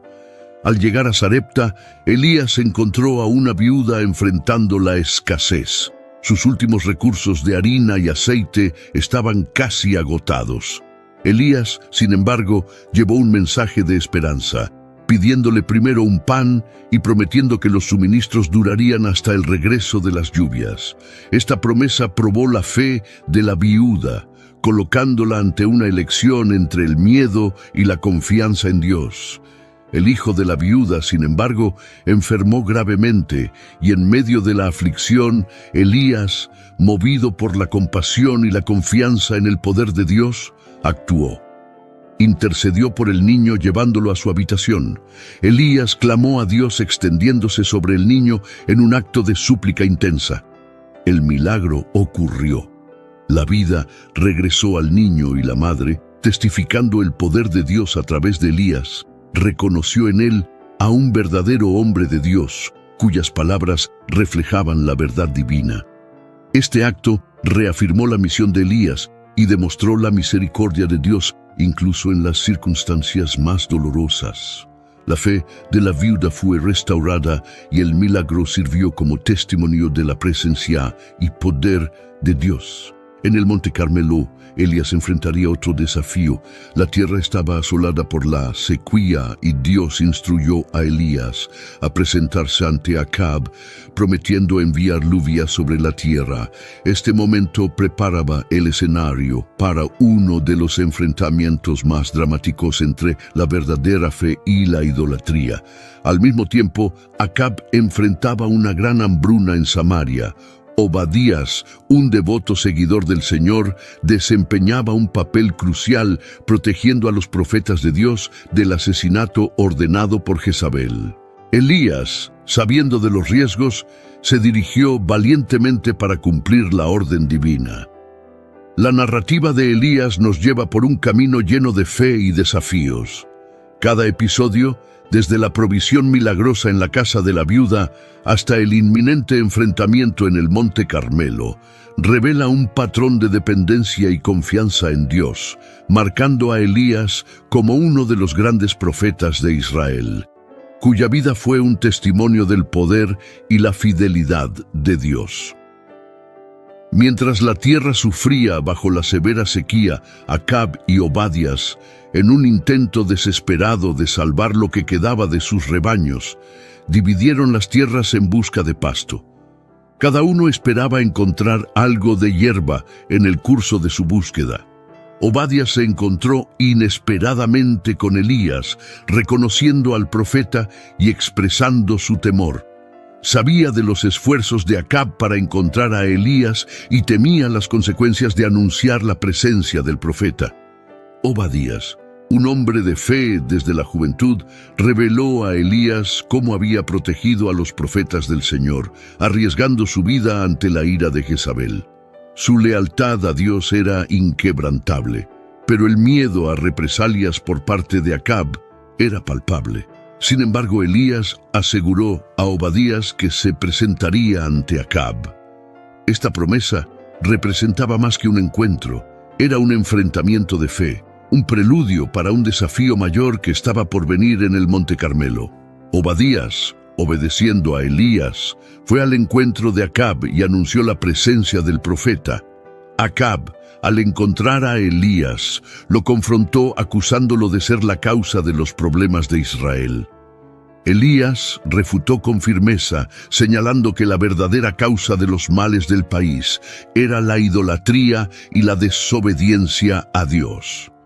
Elías propuso un desafío decisivo en el Monte Carmelo: reunir a todo Israel, incluidos los 450 profetas de Baal y los 400 profetas de Asera, para que el pueblo decidiera a quién serviría verdaderamente, al Señor o a Baal. En el Monte Carmelo, ante una multitud dividida en su fe, Elías confrontó al pueblo con una elección clara: seguir al Señor o de Baal. Su mensaje era directo, desafiando al pueblo a tomar una decisión definitiva. La prueba sería simple pero poderosa. Se prepararían 2 becerros, uno para los profetas de Baal y otro para Elías. Pero solo el verdadero Dios respondería con fuego del cielo. El pueblo, al darse cuenta de la seriedad del desafío, aceptó la prueba. Elías instruyó a los profetas de Baal a elegir y preparar su becerro, invocando a sus dioses para encender el fuego. Este momento era crucial, no solo una prueba de la fuerza divina, sino un enfrentamiento entre la verdadera fe y las prácticas idólatras que habían corrompido a Israel. Los profetas de Baal, desesperados, clamaron a su Dios desde el amanecer hasta el mediodía, pero sus oraciones quedaron sin respuesta. En medio del silencio, recurrieron a rituales extremos, marcando sus cuerpos con cortes en la esperanza de una manifestación divina. Elías, al observar la inutilidad de sus esfuerzos, los provocó sugiriendo que Baal podría estar ocupado o distante. El desespero de los profetas de Baal creció, pero ni sus voces elevadas ni sus rituales de autoflagelación evocaron respuesta alguna. Entonces, Elías llamó al pueblo para que se acercara. Ante todos, reconstruyó el altar del Señor, que estaba roto y olvidado, utilizando 12 piedras que representaban las 12 tribus de Israel. Elías reafirmó la unidad y la herencia espiritual del pueblo. Preparó su sacrificio con cuidado, colocando la leña y el becerro cortado. Luego ordenó que se derramara agua sobre el altar, no una, sino 3 veces, saturando completamente el sacrificio y la leña, haciendo el desafío aún más impresionante. En el momento del sacrificio, Elías oró al Señor. Su oración no era solo por una respuesta sobrenatural, sino también para que los corazones del pueblo se volvieran nuevamente hacia Dios. Entonces, el fuego del Señor descendió, consumiendo el holocausto, la leña, las piedras e incluso el agua en la zanja. Ante este milagro, el pueblo, en reverencia, reconoció la soberanía del Señor, exclamando al unísono: «El Señor, Él es Dios». En un acto de justicia divina, Elías ordenó que los profetas de Baal fueran llevados al arroyo Quizón, donde fueron ejecutados. Este acto simbolizaba la erradicación de la idolatría y la restauración del compromiso de Israel con el Señor. Después del triunfo en el Monte Carmelo, Elías anunció a Acab la llegada de la lluvia. Mientras Acab se retiraba, Elías subió a la cumbre del Carmelo. Humildemente se postró en oración, esperando la señal de la lluvia prometida. Después de 7 intentos de su siervo de avistar alguna señal en el cielo, finalmente apareció una pequeña nube. Este pequeño signo preludiaba el cambio esperado, la lluvia que rompería la larga sequía. Pronto, el cielo se llenó de nubes y una fuerte lluvia cayó sobre la tierra, un signo tangible de la misericordia y el poder de Dios. Sin embargo, la victoria de Elías en el Carmelo tuvo consecuencias. Jezabel, furiosa por la derrota de sus profetas, amenazó a Elías, obligándolo a huir para salvar su vida. Desalentado y temeroso, Elías emprendió una fuga solitaria hacia Berseba en Judá, dejando atrás a su siervo. Exhausto y desesperado, Elías se refugió en el desierto, expresando su deseo de morir, sintiéndose incapaz de continuar. En ese momento de vulnerabilidad, Elías reveló su humanidad, compartiendo los mismos sentimientos de desespero y limitación que todos enfrentamos en algún momento. En el desierto, exhausto y desesperanzado, Elías encontró refugio bajo la sombra de una retama. En su momento de mayor vulnerabilidad, un ángel del Señor lo visitó, trayendo sustento y consuelo. El pan horneado en las brasas y la jarra de agua no solo eran provisiones físicas, sino también un signo de la continua presencia y cuidado de Dios. En la segunda visita, el ángel alentó a Elías a alimentarse para la jornada que tenía por delante. Con la fuerza de esta comida celestial, Elías viajó durante 40 días y 40 noches hasta llegar al monte Horeb, el monte de Dios, un lugar de encuentros divinos y revelaciones. Jezabel, enfurecida por la derrota de los profetas de Baal, juró venganza contra Elías.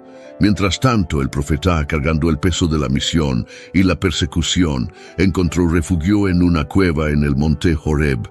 Este refugio se convirtió en el escenario de una profunda experiencia espiritual y autoconocimiento. En la cueva, Dios cuestionó a Elías sobre su presencia allí. Elías expresó su celo por el Señor, pero también su sentimiento de aislamiento y desespero. Esta honestidad frente a Dios reflejaba la profundidad de su fe y la gravedad de la situación en Israel. Dios manifestó su presencia no a través de fenómenos grandiosos como el viento fuerte, el terremoto o el fuego, sino a través de una voz suave y delicada. Esta manifestación suave pero poderosa fue un recordatorio de que Dios no se encuentra solo en los actos espectaculares, sino también en los momentos tranquilos y sutiles. Al escuchar esa voz suave, Elías cubrió su rostro con el manto en reverencia y salió de la cueva. La voz de Dios lo cuestionó nuevamente, y Elías repitió su declaración de celo. Dios le dio nuevas instrucciones, marcando un nuevo capítulo en su jornada profética. Dios orientó a Elías a regresar al desierto de Damasco y ungir a Hazael como rey de Siria, Jehú como rey de Israel y Eliseo como su sucesor profético. Este acto simbolizaba no solo la continuidad de la misión de Elías, sino también el plan divino en marcha para Israel. Dios también reveló a Elías que había un remanente fiel en Israel, 7,000 personas, que no se habían doblado ante Baal. Esta revelación fue una fuente de consuelo y esperanza para Elías, recordándole que no estaba solo en su lucha por la fidelidad a Dios. En el monte Sinaí, Elías fue transformado por la revelación de Dios. Recibió no solo instrucciones específicas, sino también la garantía de que la misión de Dios continuaría más allá de su vida. Con esta nueva perspectiva, Elías partió para cumplir las órdenes divinas. Su primera tarea fue encontrar a Eliseo, hijo de Safat, que estaba arando el campo. Al arrojar su manto sobre Eliseo, Elías señalizó la transferencia del llamado profético. Eliseo, reconociendo la gravedad de ese momento, dejó sus quehaceres para seguir a Elías, marcando el inicio de una nueva era profética en Israel. Después de ser llamado por Elías, Eliseo demostró un profundo respeto por sus raíces y origen. Pidió permiso para despedirse de sus padres, un gesto que simbolizaba tanto la gratitud como la transición hacia su nueva vida como profeta. Elías, comprendiendo la profundidad de ese momento, lo permitió. Que Eliseo siguiera su corazón, realizó un gesto simbólico de despedida al sacrificar los bueyes con los que araba y compartir la carne con la gente, marcando así el fin de su antigua vida y el inicio de su jornada como siervo de Dios. La visita de Elías a Eliseo no fue solo un encuentro casual, sino un momento de transformación. Al aceptar el manto de Elías, Eliseo se comprometió a seguir un camino de dedicación y servicio al Señor, una decisión que daría forma al resto de su vida. Mientras tanto, Eliseo viajó a Damasco, donde Ben-Hadad, el rey de Siria, estaba gravemente enfermo. El rey, ansioso por conocer el desenlace de su enfermedad, envió a Hazael con regalos para Eliseo, buscando una palabra del Señor. Este encuentro entre Eliseo y Hazael estaba lleno de significado profundo y consecuencias futuras para Siria e Israel. Al encontrarse con Hazael, Eliseo transmitió un mensaje ambiguo. Ben-Hadad se recuperaría de la enfermedad, pero eventualmente moriría. Este enigma revelaba no solo el futuro del rey, sino también la complejidad de los designios de Dios y el papel que Hazael desempeñaría en ellos. Al ver el futuro a través de Hazael, Eliseo lloró, anticipando el sufrimiento que Hazael infligiría al pueblo de Israel. Esta visión conmovió profundamente a Eliseo. Confundido por la reacción de Eliseo, Hazael no comprendió completamente el impacto de sus futuras acciones. Al escuchar la profecía de Eliseo sobre su ascenso al trono, Hazael cuestionó su capacidad para cometer tales atrocidades. Sin embargo, la respuesta de Eliseo fue clara. Era lo que Dios había revelado. Así, Hazael regresó a Ben-Hadad, cuya muerte pronto se cumplió, confirmando la palabra profética. El relato luego se dirige a la historia de Nabot y su viña. Acab, deseando la viña de Nabot para convertirla en un jardín, le ofreció un intercambio o pago. Fiel a la herencia de sus padres y la ley de Dios, Nabot rechazó la oferta del rey, una decisión que marcaría trágicamente su destino. La reacción frustrada e irritada de Acab ante este rechazo reveló no solo su carácter, sino también la corrupción que impregnaba su reinado. Jezabel, observando la angustia de Acab, decidió intervenir, desencadenando una serie de eventos que llevarían a uno de los episodios más oscuros de la historia de Israel. Al ver a Acab abatido y desanimado por el rechazo de Nabot, Jezabel intervino con determinación. Cuestionó la autoridad de Acab como rey, enseñándole que debía tener el poder para tomar lo que quisiera, con astucia y disposición para el mal. Jezabel ideó una estrategia para obtener la viña sin considerar la justicia ni la moralidad. Actuó de manera siniestra al escribir cartas en nombre de Acab y sellarlas con el sello real. Envió estas cartas a los líderes de la ciudad de Nabot, instruyéndolos a organizar un juicio falso acusando a Nabot de blasfemia, un crimen castigado con la muerte. El plan de Jezabel se ejecutó meticulosamente. Nabot fue honrado y luego humillado públicamente, acusado falsamente de blasfemar contra Dios y el rey. Esta maquinación cruel llevó a su muerte por lapidación. La trama de Jezabel tuvo éxito y Nabot fue condenado e injustamente ejecutado. Su destino fue el resultado de una manipulación corrupta y la codicia desenfrenada del poder real. La muerte de Nabot representó una grave injusticia y un punto bajo en la historia de Israel durante el reinado de Acab. Después de la ejecución, la historia continúa. Jezabel informó rápidamente a Acab que la viña ahora estaba disponible para él con Nabot muerto. Acab no dudó en reclamar la viña, un acto que simbolizaba su total sumisión a la maldad y la influencia corrupta de Jezabel. En el momento en que Acab entró en la viña de Nabote, tomando posesión de ella, la palabra del Señor llegó a Elías. Dios instruyó a Elías a confrontar a Acab, acusándolo de asesinato y usurpación. Este encuentro entre Elías y Acab sería un momento de gran tensión y confrontación espiritual. Elías obedeció la orden de Dios y confrontó a Acab en la viña. Transmitió a Acab el duro mensaje de Dios. Debido a sus acciones, habría consecuencias graves no solo para él, sino para toda su casa. Elías anunció que el mismo destino que encontró Nabote lo encontraría Acab. Al encontrarse con Elías, Acab lo llamó enemigo, pero Elías respondió con la verdad de sus acciones. Profetizó que la casa de Acab enfrentaría una destrucción total y que Jezabel tendría un fin trágico. Estas profecías reflejaban la justicia divina en respuesta a la corrupción y al mal. La historia de Nabote, Acab y Jezabel es un poderoso recordatorio de las consecuencias del pecado, la avaricia y la injusticia. Destaca la importancia de la integridad y la fidelidad a Dios, incluso frente a las mayores provocaciones y desafíos. La condena pronunciada por Elías a Acab fue grave y simbólica.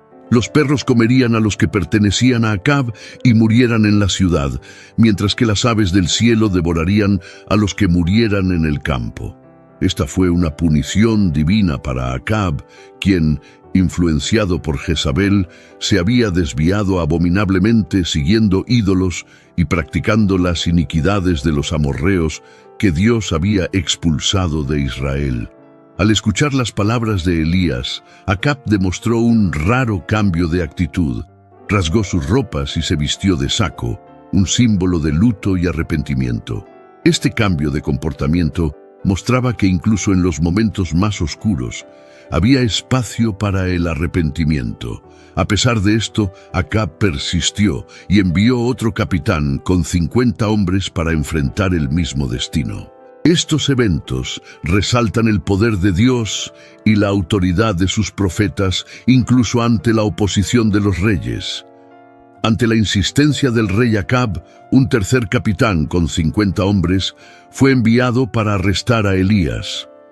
Sin embargo, a diferencia de los anteriores, este capitán, consciente del poder divino que Elías poseía, se acercó con humildad y respeto. Se arrodilló ante el profeta, implorando por la vida de él y de sus hombres, reconociendo el poder de Dios manifestado a través de Elías. El ángel del Señor, al ver la postura humilde y respetuosa del capitán, instruyó a Elías a bajar con él sin miedo. Este momento demostró que la humildad y el reconocimiento del poder de Dios pueden cambiar el curso de los acontecimientos, incluso en situaciones de confrontación y tensión. La historia de la codicia de Acab por la viña de Nabote y la manipulación de Jezabel para obtenerla retrata un escenario de injusticia y corrupción.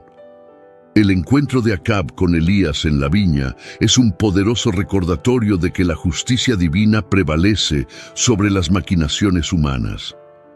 La respuesta de Dios al arrepentimiento de Acab fue un aplazamiento del mal que estaba destinado a caer sobre su casa.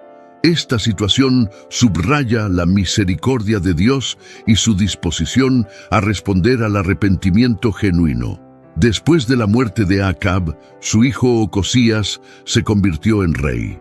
Herido, buscó la orientación de Baal-zebub, el dios de Ecrón, ignorando al Dios de Israel. Elías fue instruido por un ángel a confrontar a los mensajeros del rey, cuestionando su decisión de buscar consejo en dioses paganos. Elías transmitió el mensaje de Dios a los mensajeros. Ocosías no se recuperaría de su enfermedad, sino que moriría.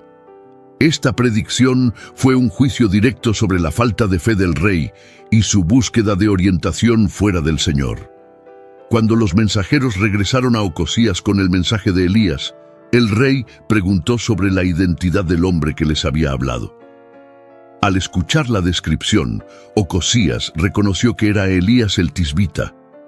En un intento de confrontar a Elías, Ocosías envió a un capitán con 50 hombres, pero Elías, firme en su posición como profeta de Dios, pronunció un juicio divino. Si realmente era un hombre de Dios, el fuego descendería del cielo y consumiría al capitán y a sus hombres. Elías acompañó al capitán hasta Ocosías y allí reafirmó el mensaje divino. Ocosías no se recuperaría porque había buscado consejo en dioses paganos, ignorando al Dios de Israel. Ocosías, sin un heredero, murió según la palabra del Señor pronunciada por Elías, y Jeroboam ascendió al trono.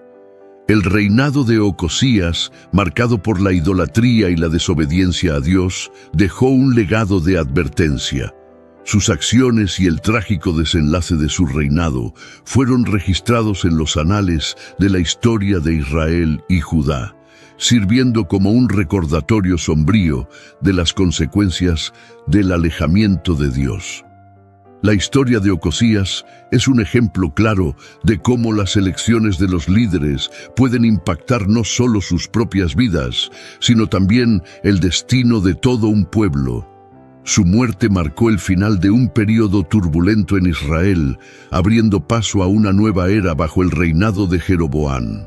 La narrativa de Elías y Ocosías nos recuerda una verdad profunda. Un discípulo no es mayor que su maestro, ni un siervo mayor que su señor. Las acciones de Ocosías, al buscar consejo en dioses falsos, reflejan los errores de su padre Acab, demostrando un patrón de desobediencia y rebeldía que se repitió a lo largo de su reinado. El enfrentamiento entre Elías y los mensajeros de Ocosías destaca la autoridad y el poder de los verdaderos profetas de Dios. Elías, enfrentándose a las fuerzas del rey, permaneció firme en su misión de proclamar la palabra del Señor. Su postura ante los desafíos y peligros refleja su total confianza y fe en el Señor.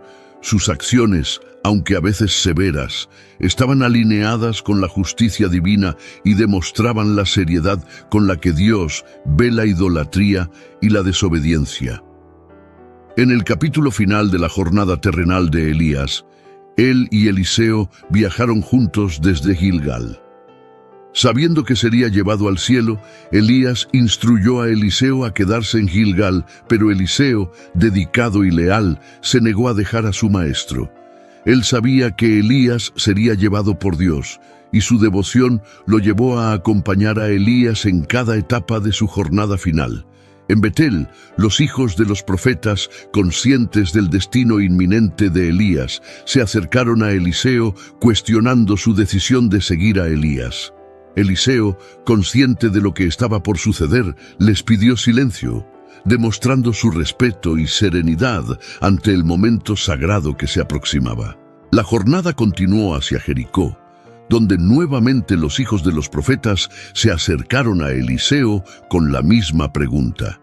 Con la misma firmeza, Eliseo reiteró su intención de quedarse al lado de Elías hasta el final.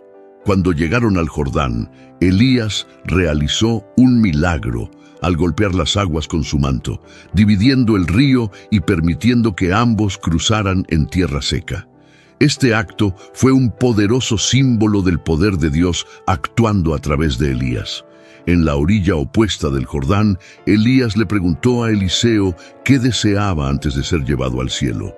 Eliseo, buscando continuar, el legado de su maestro llevó a Eliseo a pedir una porción doble del espíritu de Elías, reflejando su aspiración de ser un siervo fiel de Dios, al igual que Elías lo fue. Cuando Elías fue llevado al cielo en un torbellino dentro de un carro de fuego tirado por caballos de fuego, Eliseo observó la escena con admiración y pesar. La partida de Elías marcó el fin de una era y el comienzo del ministerio de Eliseo. Después de la ascensión de Elías, Eliseo rasgó sus propias ropas en dos, simbolizando el fin de su aprendizaje y el inicio de su propio ministerio como profeta principal de Israel. La travesía por el Jordán, la ascensión de Elías y la solicitud de Eliseo de una porción doble del espíritu de Elías son eventos llenos de simbolismo y significado. representan la continuidad del trabajo de Dios a través de sus profetas y la transición del manto profético de una generación a la siguiente. Después de la ascensión de Elías, Eliseo regresó solo, llevando consigo el manto de su maestro. Al cruzar el Jordán, Eliseo demostró que el espíritu de Elías reposaba sobre él, señalando que la misión profética de Elías continuaría a través de él. En Jericó, los hijos de los profetas reconocieron la autoridad espiritual de Eliseo, acercándose a él con respeto y reverencia, confirmando que el espíritu de Elías estaba con Eliseo. A pesar del reconocimiento de Eliseo como sucesor de Elías, los hijos de los profetas buscaron a Elías, y aunque Eliseo conocía el destino de su maestro, finalmente cedió a su solicitud. Sin embargo, la búsqueda fue infructuosa, confirmando la ascensión de Elías al cielo. La profecía de Elías sobre la casa de Acab encontró su cumplimiento en el reinado de Jehú. Utilizando las palabras proféticas de Elías como justificación, Jehú erradicó por completo la casa de Acab, cumpliendo el juicio divino sobre esa familia. Su campaña para purificar Israel de la influencia de la casa de Acab resultó en cambios significativos y purificación en Israel. La historia de Elías y Eliseo, así como las acciones de Jehú, muestran cómo Dios trabaja a través de sus profetas e instrumentos elegidos para cumplir sus propósitos y juicios.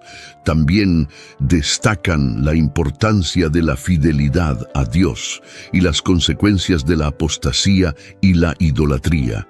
La vida y el ministerio de Elías fueron una lucha entre la verdadera adoración al Señor y la idolatría de Baal durante el reinado de Acab. La adoración a Baal, la divinidad de Tiro, especialmente promovida por Jezabel, hija del rey de Tiro y Sidón, marcó el reinado de Acab. El enfrentamiento en el Monte Carmelo fue decisivo, llevando a la nación de Israel a una elección entre el verdadero Dios y Baal. La historia destaca la impotencia de Baal y la supremacía del Dios de Israel, revelando su poder en el Monte Carmelo. La posterior huida de Elías al Monte Horeb reforzó el mensaje de la soberanía de Dios. El encuentro entre Acab y Elías resaltó que había un Dios en Israel superior a Baal-Zebub de Ecrón. Elías, como profeta, representó consistentemente el poder y la realidad del único Dios verdadero. La profecía bíblica en Malaquías 4:5, que indica que Elías regresaría antes del gran día del Señor, es interpretada en el Nuevo Testamento como teniendo un cumplimiento, tanto en el ministerio de Juan el Bautista como en un sentido futuro, como se indica en Apocalipsis 11:6. El ángel del Señor reveló a Zacarías que su hijo, Juan el Bautista, actuaría en el espíritu y poder de Elías, preparando el camino para el Señor y volviendo los corazones de los padres hacia los hijos, según Lucas 1:17. A pesar de la negación de Juan de ser Elías, Jesús se refirió a él como el Elías que estaba por venir, estableciendo un paralelo entre los ministerios de Elías y Juan el Bautista, quien preparó el camino para el Mesías. Cuando le preguntaron a Juan sobre su identidad, afirmó ser la voz del que clama en el desierto, alineándose con la profecía de Isaías. Sin embargo, los fariseos cuestionaron su autoridad para bautizar, ya que no se identificaba como el Cristo, Elías ni el profeta prometido. Jesús aclaró a sus discípulos que Elías ya había venido, refiriéndose a Juan el Bautista, y que así como Elías sufrió persecución, el Hijo del Hombre también la sufriría. La figura de Elías fue tan significativa que algunos judíos consideraron a Jesús como su reencarnación, evidenciando la fuerte expectativa mesiánica y la asociación de Elías con la venida del Mesías.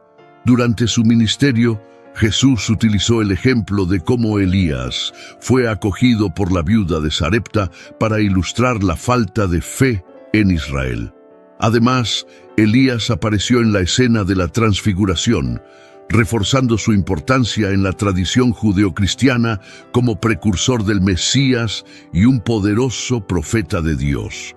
La presencia de Elías, junto con Moisés, discutiendo con Jesús sobre los eventos que se avecinaban en Jerusalén durante la oración, fue simbólica. Pedro, impresionado por la escena, propuso la construcción de 3 pabellones para Jesús, Moisés y Elías, reflejando su admiración, pero también su falta de comprensión del significado más profundo de ese encuentro. La crucifixión de Jesús, cuando clamó Elí, Elí, lama sabactani, llevó a algunos espectadores a malinterpretar sus palabras, pensando que llamaba a Elías. Esta confusión se vincula con la tradición judaica que esperaba a Elías como un Mesías asociado. La reacción de los espectadores en la crucifixión, ofreciendo vinagre a Jesús y esperando ver si Elías vendría a salvarlo, refleja las creencias y expectativas en torno a Elías como un salvador o intercesor en momentos de desespero. En su defensa del principio de un remanente fiel en Israel, Pablo se refirió a aquellos que no se doblegaron ante Baal en los tiempos de Elías. Esta referencia destaca la importancia de permanecer fiel a Dios, incluso en tiempos de apostasía generalizada. La vida de Elías, marcada por momentos de valentía y vulnerabilidad humana, ilustra la dualidad de la experiencia humana. El poder de actuar valientemente y la tendencia al miedo y la duda. Su huida de Jezabel después de la amenaza de muerte revela su humanidad, pero también la fidelidad de Dios al proteger y sostener a sus siervos. La oración de Elías para que no lloviera y luego para que lloviera nuevamente demuestra el poder de la oración eficaz. Elías, descrito como alguien con una naturaleza similar a la nuestra, es un ejemplo de cómo la fe ferviente y la oración pueden llevar a intervenciones divinas extraordinarias. Más que un líder religioso, Elías fue un patriota dedicado a la nación de Israel. Su celo por el servicio a Dios estuvo acompañado de una genuina preocupación por el bienestar y la dirección espiritual de su pueblo. Su legado como profeta va más allá de sus actos milagrosos, extendiéndose a su profundo amor por Israel y su devoción incansable a Dios.